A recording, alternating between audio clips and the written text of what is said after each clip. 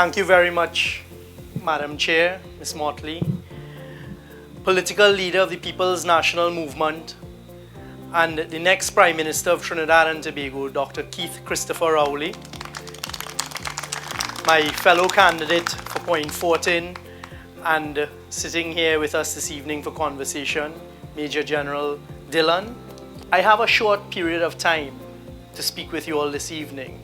And in thinking about it, because I've had several conversations with Trinidad and Tobago before, and it is a continuing conversation, I would like to encourage the topic tonight of participation.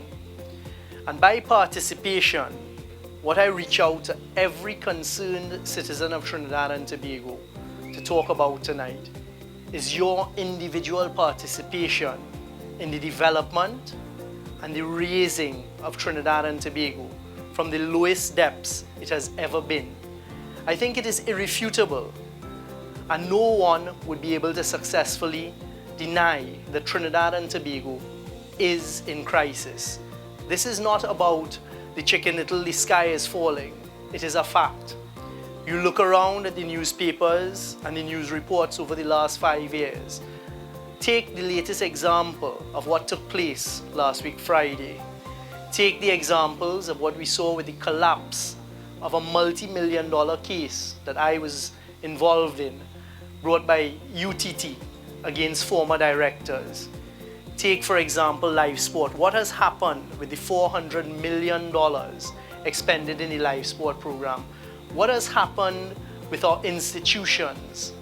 Every single institution in Trinidad and Tobago has been under siege, and I respectfully submit is struggling and is on the precipice of falling over that proverbial cliff.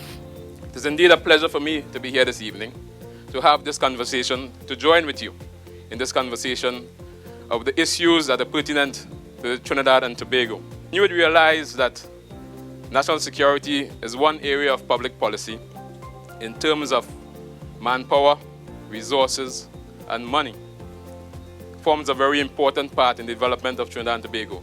In fact, never a day goes by without some issues, whether in the media, on the television, in the newspaper, or even discussions along the road or in the taxis and thereabouts with respect to national security.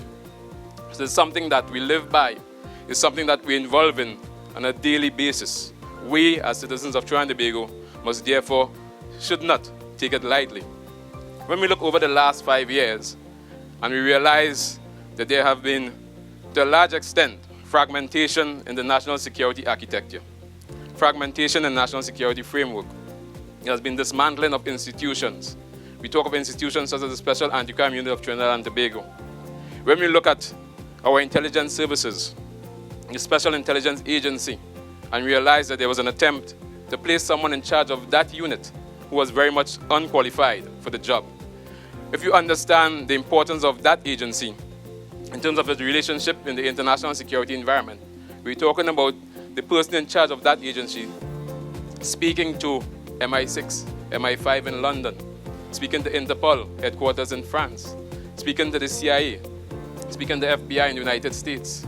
You understand the importance. In fact, if you're treating with national security, you must understand the importance of intelligence.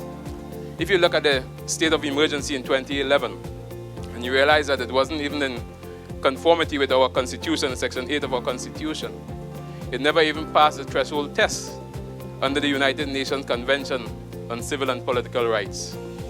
But I think more importantly, when you look at the disintegration of our security facilities, I want to emphasize our porous borders, our maritime security. And there's no more, I would call, difficult task than the cancellation of the officer patrol vessels, ladies and gentlemen. Our borders have been left unprotected for the last 5 years. For openers, I want to say that these gatherings are very useful to those of us who are formulating public policy and are required to be influenced by your opinions and your thoughts as you express them privately and publicly.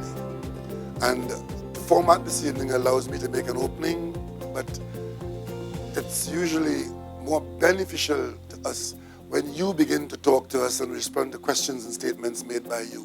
We in this country have lived on a roller coaster of hope and disappointment over the last several election cycles. You elect people, you expect them to come and do wonderful things, and we are persuaded and so on. I heard Mr. Young speak very eloquently about values, etc., etc., etc., values and ethics and so on. What measures are you suggesting or envisaging that could be put in place to ensure that should your party be elected to serve another term in office, that we will not go through this cycle of disappointment again, should we repose our confidence in you? And may I ask you a question? There are two kinds of disappointments. There are the disappointments based on bad management by decision-making of options for public issues, and there's disappointment on personal behavior. Which ones are you talking about? Actually, I don't think we can handle one without the other. I think we need to deal with both of them. Good. So you agree that character matters? If I did not think that character matters, I would not be here tonight asking those questions. Good. Okay. So the first thing we do is we're very careful and thorough in selecting the people in whose hands we will place public business. It's very important that we do that. And that's what our screening process has done since September of last year. And we are happy that we have come up with 41 people who passed the thresholds, not just barely, but soared above the thresholds of character and potential to do well and to observe standards of behavior which will be acceptable to you, sir. There's no reason why, if the commission is in fact handling a matter, it cannot speak to the public about the matter, especially if the matter has come to the commission from public disquiet.